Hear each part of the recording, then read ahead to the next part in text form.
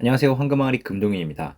지난 시간 증권사에 이어서 이번 시간에는 금융산업 중 자산운용산업에 대한 이야기를 좀 드려보도록 하겠습니다. 자산운용사는 금융권 5개의 권역 중에서 증권사와 함께 금융투자기관으로 분류되어 있어요. 우리가 흔히 말하는 펀드를 설정해서 자금을 모은 뒤 그 돈을 가지고 여러 가지 투자자산에 투자를 하는 거죠.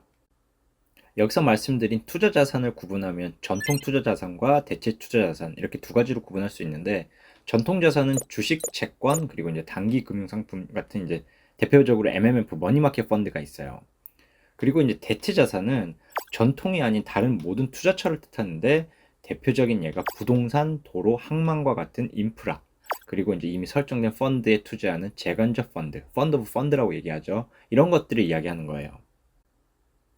국내 자산운용 시장의 규모는 2021년 말 기준 1466조 원 정도로 집계되고 있는데, 투자 일임이 43%에 해당하는 634조, 사모펀드가 35%에 해당하는 519조, 공모펀드가 312조 정도 되는 거죠. 자산운용사가 이제 투자 자금을 모으는 방식은 이제 공모, 사모, 일임 이렇게 세 가지로 구분되는데, 한 사람 혹은 이제 한 기관을 위한 맞춤형 투자 운용은 이제 투자 일임이라고 불러요.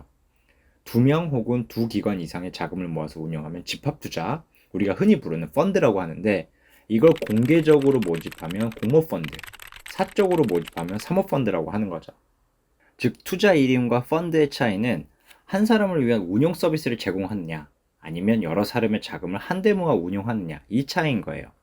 그리고 이제 펀드 안에서도 공모펀드와 사모펀드의 차이는 투자자 50명을 기준으로 50명이 넘으면 공모, 미만이면 사모로 분류돼요. 여기서 더 중요한 건 사모의 경우 공시의 의무라든지 투자 대상이나 비중에 제한이 없어서 운용사가 투자 역량을 발휘하는데 더 용이하죠.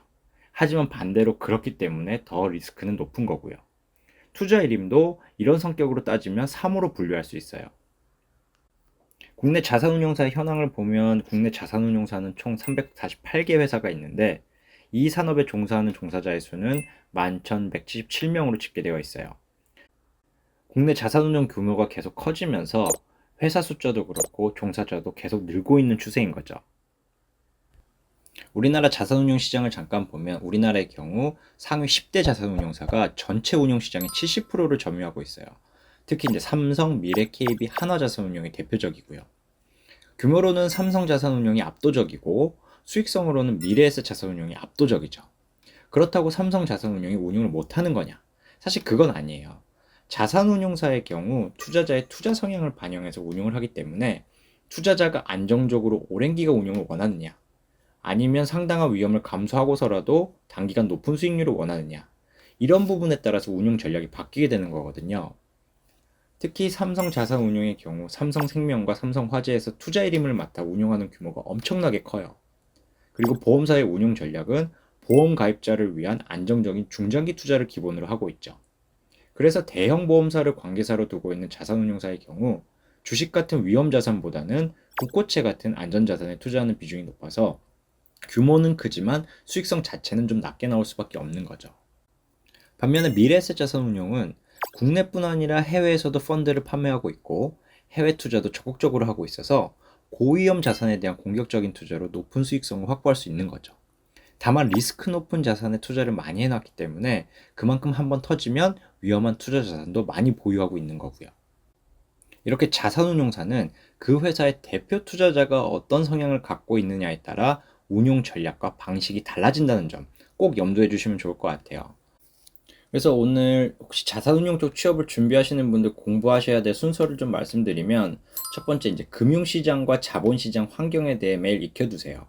금융시장은 기준금리와 시장금리, 즉 우리나라를 포함한 미국, 유럽, 일본, 중국의 기준금리 동향과 그 나라들의 국채금리의 변화, 자본시장 같은 경우는 주가지수의 등락과 주요 기업들의 성과까지 알고 계시면 좋아요. 두 번째, 지원하는 자산운용사의 투자 성향과 주요 투자자에 대해 공부해보세요. 예를 들면 삼성자산운용은 삼성생명과 삼성화재 같은 초대형 보험사가 주요 투자자이기 때문에 중장기 안정적인 투자 전략을 추구하는구나, 이런 이해가 필요하다는 말씀이에요. 세 번째로 회사 웹사이트를 방문해서 회사 소개를 꼭 읽고 공부해보세요. 특히 이제 관리 자산의 규모, 주요 연약과 성과, 그리고 이제 주요 펀드의 이름과 그 펀드가 투자하고 있는 투자 자산까지 공부해 보시면 도움이 많이 되실 거예요. 여기에 추가로 아까 말씀드린 자산운용업을 선도하고 있는 4대 자산운용사의 대표 전략과 각각의 차이점을 보시면 좋을 것 같아요. 오늘 영상은 여기까지입니다. 여러분의 구독, 좋아요, 알림 설정, 그리고 댓글과 이메일 문의는 영상 제작에 큰 힘이 됩니다. 시청해주셔서 감사합니다.